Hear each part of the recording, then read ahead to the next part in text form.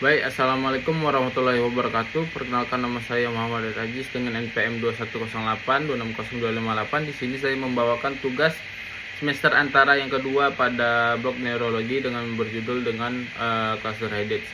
Nah, tanpa berlama-lama langsung saja, yaitu cluster headaches merupakan salah satu trigeminal autonomic cephalgia atau TACS, yaitu kelompok nyeri kepala primer yang ditandai oleh serangan nyeri kepala yang sangat berat, unilateral, terutama di daerah orbital, supraorbital, atau temporal. Serangan ini biasanya berlangsung 15 hingga 180 menit, dapat terjadi satu kali setiap 2 hari hingga 8 kali sehari dan muncul dalam periode yang disebut cluster bout. Cluster headaches dapat dibagi menjadi dua, yaitu episodic cluster headaches serta dengan chronic cluster headaches, yang dimana kalau episodik ini dia periodenya serangannya 7 hari hingga 1 tahun. Kalau kronik dia lebih dari 1 tahun.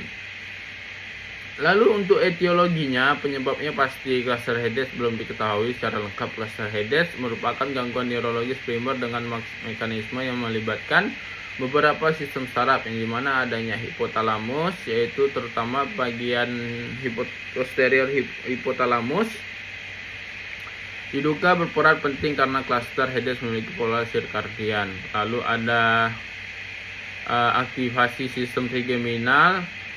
Aktivasi nervus trigeminus menyebabkan pelepasan neuropeptida. Lalu ada trigeminal autonomic reflex, yang dimana aktivasi trigeminalnya ini menjadi nukleus salivatorius superior. Akibatnya muncul lakrimasi, konjungtiva merah, dan hidung tersumbat. Lalu ada faktor resiko. Nah, faktor resikonya ini ada faktor genetik, merokok, alkohol, dan juga jenis kelamin. Nah, kalau untuk jenis kelamin ini dia paling sering ditemukan pada laki-laki. Lalu faktor pemicu lainnya dia bisa juga kena alkohol, kurang tidur, nitrogliserin, dan histamin. Lalu untuk gejala dan tanda klinisnya, pada nyeri kepala ini yang karakteristik utamanya ini unilateral, yaitu sangat berat. Lalu dia juga orbital dan supraorbital dan temporal, yang dimana durasinya ini 15 hingga 180 menit jika tidak diterapi.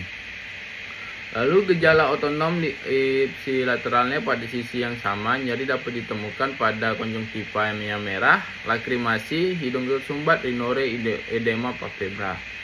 Lalu kita lakukan pemeriksaan diagnosa dengan cara anamnesis, pemeriksaan fisik, dan pemeriksaan penunjang. Kalau untuk anamnesis, kita bisa tanyakan lokasi nyerinya itu di mana, lalu intensitasnya apakah nyerinya ini terasa berat, lalu kita tanyakan juga durasinya, apakah terjadi berapa menit setiap serangan nyeri kepala. Lalu untuk frekuensinya ini dalam satu hari ini bisa berapa kali. Lalu gejala otonomnya kita bisa lihat apakah matanya merah, adanya rhinore, dan hidung tersumbat. Lalu untuk perilaku saat serangannya, apakah si pasien yaitu gelisah atau justru ingin berbaring. Lalu untuk pola waktunya kita bisa tanyakan apakah sering terjadi muncul di waktu yang sama, terutama di malam hari.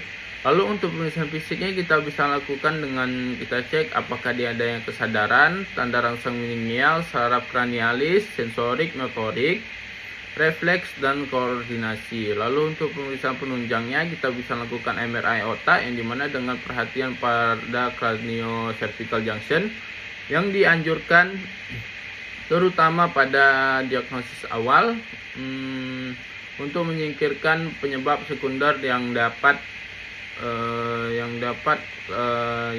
menyerupai cluster headaches. Lalu kita bisa lakukan CT scan, yang dimana CT dapat mempertimbangkan apabila MRI tidak tersedia, diperlukan evaluasi segera. Lalu pemeriksaan lainnya seperti EEG, pemeriksaan darah, pemeriksaan GCS tidak rutin diperlukan untuk menentukan cluster headaches. Lalu untuk diagnosa banding cluster headaches dia itu kan 18 hingga 180 menit.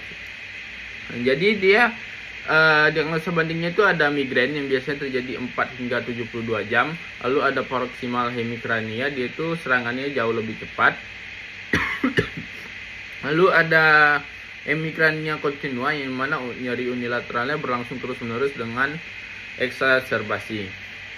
Lalu kita berikan tata laksana berupa oksigen.